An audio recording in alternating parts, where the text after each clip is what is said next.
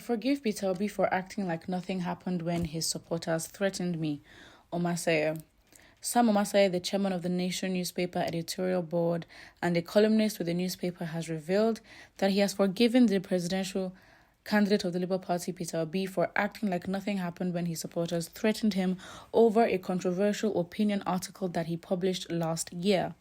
Recall that Omaseye was heavily criticized on social media after his article titled Obituary went viral. Oh, really?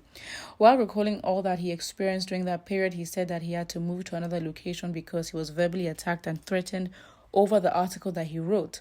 He claimed that he couldn't go to his office for months, adding that he had to show up at important TV programs in disguise. In his column for The Nation, he stated that he has forgiven those who didn't understand his article at the time. He also stated that he has forgiven Peter Obi for acting like nothing happened and doesn't feel the pain for him after he lost the presidential election. He revealed that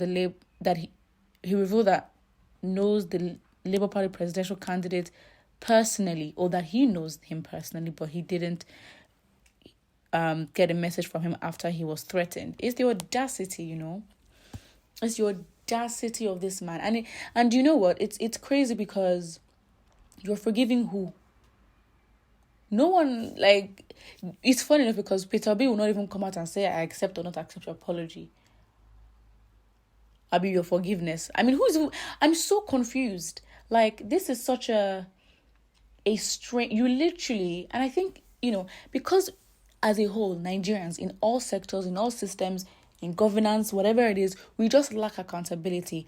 How can you, right, last year, understanding how intense it was, especially when it came to, campaigns and the abuse that even Peter Obi went through, for you to then, write a controversial article and then title it Obituary, as in OBI with a hyphen and Chuari, you are a journalist, so you also understand. This man, I personally got what he deserved, to be honest. I am not saying that people should be threatening and cyberbullying should go on online. Absolutely not. But understanding the power and position that you have as part of the press and as a journalist, understanding the power of your words, you understand that whatever you put out there, you're intentional for a reaction, and you got it. So the fact that this man has the audacity to come and start claiming that he's offended is absolutely ludicrous, because you knew what you were doing. How can you do something like that? And it's the same thing, even if he did the same thing for Tinubu or Atiku, at the end of the day, whether the person is supported or not, you are basically, it's a negative connotation to the word. And you then, in a smart way, you infuse it in a negative word to connote what? To portray what? That his campaign is dead, that he's not going to get anywhere. So when you say you are forgiving Peter Obi and you're saying, you don't even feel bad that he lost. We take things so personal, but it's I don't understand. As a journalist, you know the power of your words. You know the intentions when you put out that article. You cannot tell me the intention was not or the intention did not breed a negative effect on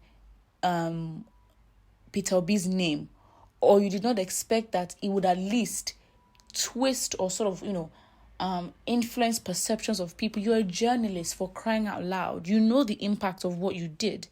And basically it backfired, because at the end of the day, whether he intended bad for Peter Obi or not, that kind of article is not positive. Even if you're going to criticize Peter Obi using obituary as the title, I don't understand. So it's this man knows what he was doing exactly, and at the end of the day, whatever intention he had at the time, if it was to get clout, was to get attention, because people were literally just using Peter Obi's name, as in the sky is blue Peter Obi, it would literally blow up, and then people use that as an avenue to gain attention.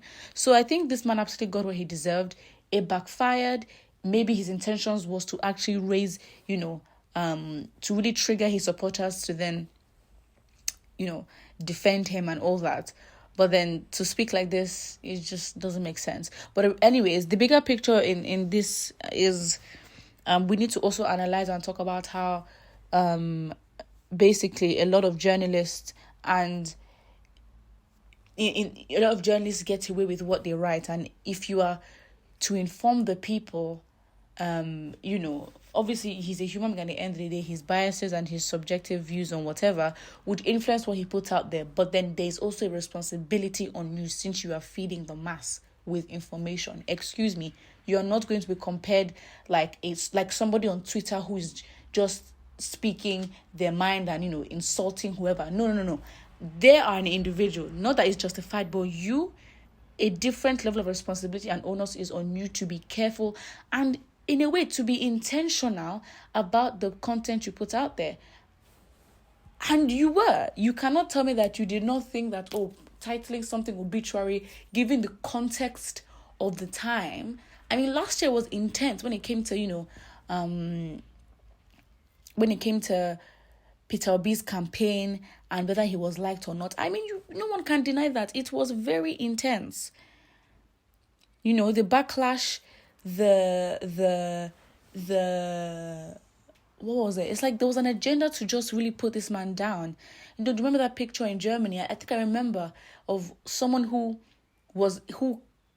looked like Peter Obi, and he was dubbed to be Peter Obi's son, wearing the Biafra flag. Had the Biafra flag on him, and then next thing, everyone was like, Peter Obi is supporting Biafra, Peter Obi is a terrorist, Peter Obi is the, Peter Obi is that.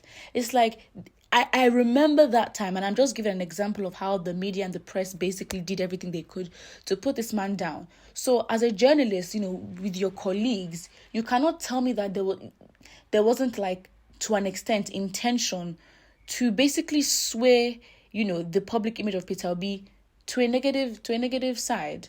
It just doesn't make sense. So this man, to be honest, it's quite shameful, but he exists in a bigger system of, what's that?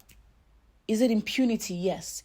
He lives and operates in a bigger system of impunity, where his principles, the ones that are authority and figureheads above him do not